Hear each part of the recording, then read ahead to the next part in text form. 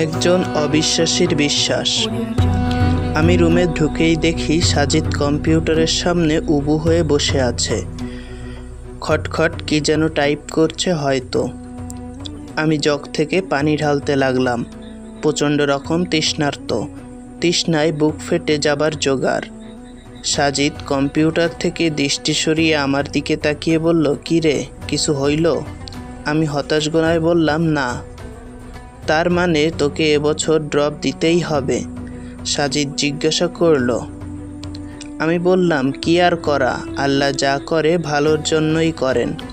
সাজিদ বলল, "তোদের এই এক দোষ বুঝলি, দেখছিস পুত্তর অ্যাটেন্ডেন্সের জন্য 1 বছর ড্রপ খাওয়াচ্ছে, তার মধ্যেও বলছিস আল্লাহ যা করেন ভালোর জন্যই করেন। ভাই, এইখানে কোন ভালোটা তুই পাইলি বলতো?" সাজিদ সম্পর্কে কিছু বলে নেওয়া দরকার। আমি আর সাজিদ রুমমেট। সে ঢাকা বিশ্ববিদ্যালয়ে মাইক্রোবায়োলজিতে পড়ে। প্রথম জীবনে খুব ধার্মিক ছিল, নামাজ কালাম করত। বিশ্ববিদ্যালয়ে এসে কিভাবে যেন অ্যাগনস্টিক হয়ে পড়ে। আস্তে আস্তে স্রষ্টার উপর থেকে বিশ্বাস হারিয়ে এখন পুরোপুরি নাস্তিক হয়ে গেছে। ধর্মকে এখন সে আবর্জনা জ্ঞান করে। তার মতে পৃথিবীতে ধর্ম এনেছে মানুষ, আর ঈশ্বর ধারণাটাই এই রকম স্বার্থন্বেষী কোনো মহলের মস্তিষ্ক প্রসূত। সাজিদের সাথে এই মুহূর্তে তর্কে জড়াবার কোনো ইচ্ছে আমার নেই, কিন্তু তাকে একদম ইগনোর করেও যাওয়া যায় না। আমি বললাম, "আমার সাথে তো এর থেকেও খারাপ কিছু হতে পারতো, ঠিক না?" "আরে, খারাপ হবার আর কিছু বাকি আছে কি? হয়তো, যেমন?"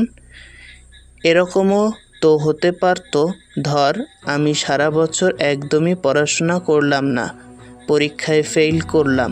এখন ফেল করলে আমার 1 বছর ড্রপ যেত, হয়তো ফেইলের অপমানটা আমি নিতে পারতাম না।" সাজিদ হা করে হাসা শুরু করলো। বলল, "কি বিদঘুটে বিশ্বাস নিয়ে চলছিস রে ভাই?" এই বলে সে আবার হাসা শুরু করলো, বিদ্রূপাত্মক হাসি। রাতে সাজিদের সাথে আমার আরও 1 দফা তর্ক হলো। সে বলল, "আচ্ছা, তোরা যে স্রষ্টায় বিশ্বাস করিস কিসের ভিত্তিতে?"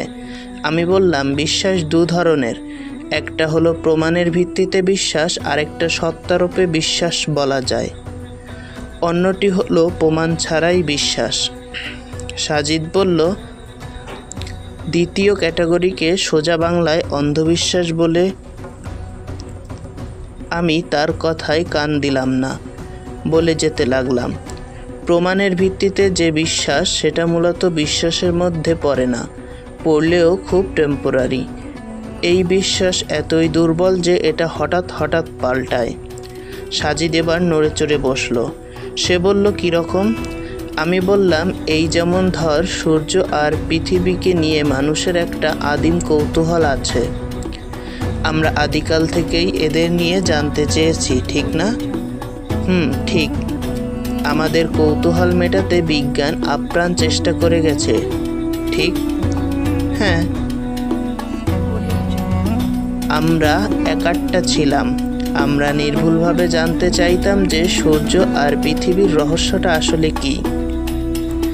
সেই সুবাদে পৃথিবীর বিজ্ঞানীরা নানান সময় নানান তথ্য আমাদের সামনে এনেছেন। পৃথিবী আর সূর্য নিয়ে প্রথম ধারণা দিয়েছিলেন গ্রিক জ্যোতির্বিজ্ঞানী টলেমি। টলেমি কি বলেছিল সেটা নিশ্চয়ই তুই জানিস। সাজিদ বলল, "হ্যাঁ, সে বলেছিল সূর্য পৃথিবীর চারদিকে ঘোরে।" একদম তাই, কিন্তু বিজ্ঞান কি আজও টলেমির থিওরিতে বসে আছে? নেই। কিন্তু কি জানিস, এই টলেমির থিওরিটা বিজ্ঞান মহলে টিকেছিল পুরো 250 বছর।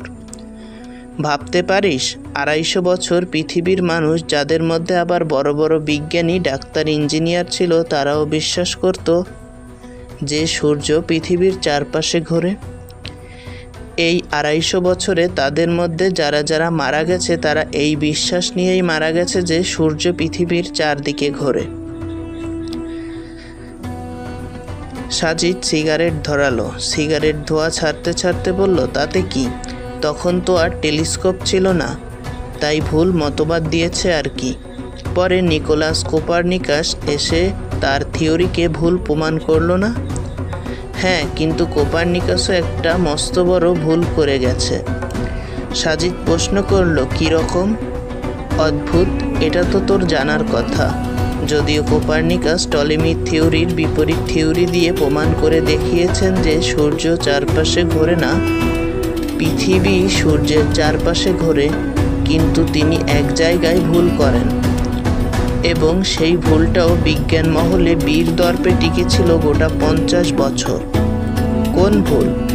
উনি বলেছিলেন পৃথিবী সূর্যকে কেন্দ্র করে ঘোরে, কিন্তু সূর্য ঘোরে না, সূর্য স্থির।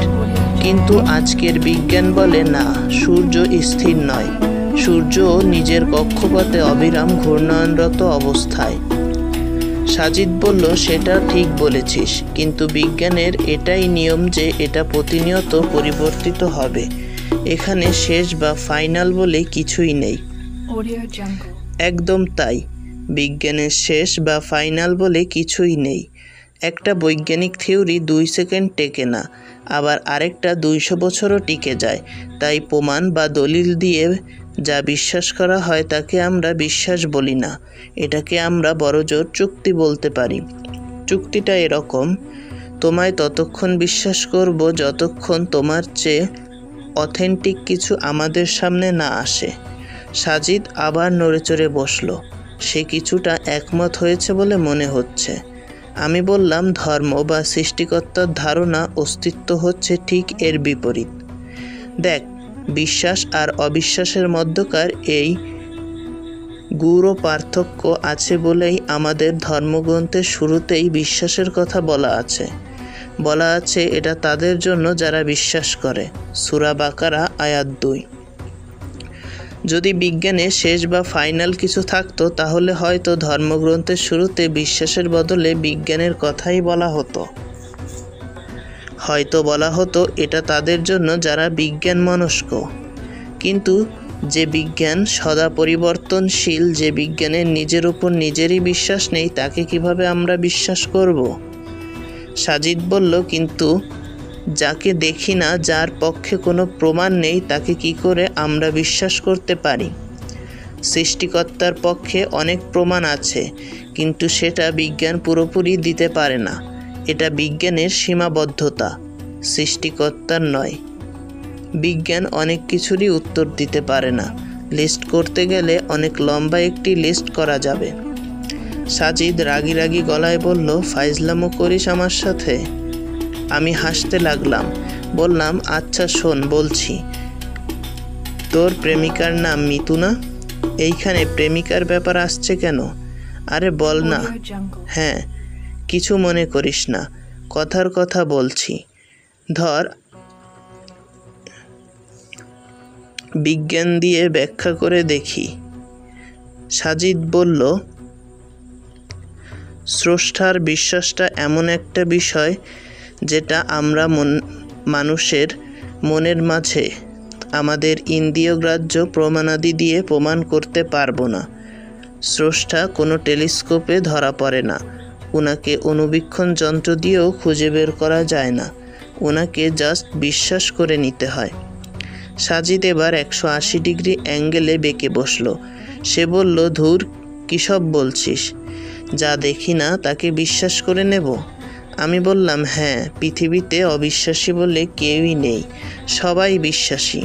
সবাই এমন কিছু না কিছুতে ঠিক বিশ্বাস করে যা তারা আদৌ দেখেনি বা দেখার কোনো সুযোগ নেই, কিন্তু এটা নিয়ে তারা প্রশ্ন তোলে না, তারা নির্বিঘ্নে তাতে বিশ্বাস করে। তুইও সেরকম। সাজিদ বলল, আমি? পাগল হয়েছিস? আমি না দেখে কোনো কিছুতেই বিশ্বাস করি না, করবও না। তুই করিস, এবং এটা নিয়ে তোর মধ্যে কোনোদিন কোনো প্রশ্ন জাগেনি, এবং আজকে এই আলোচনা না করলে হয়তো জাগতও না। সে আমার দিকে তাকিয়ে রইল। বললাম, জানতে চাস? আবার বলছি, কিছু মনে করিস না, যুক্তির খাতিরে বলছি।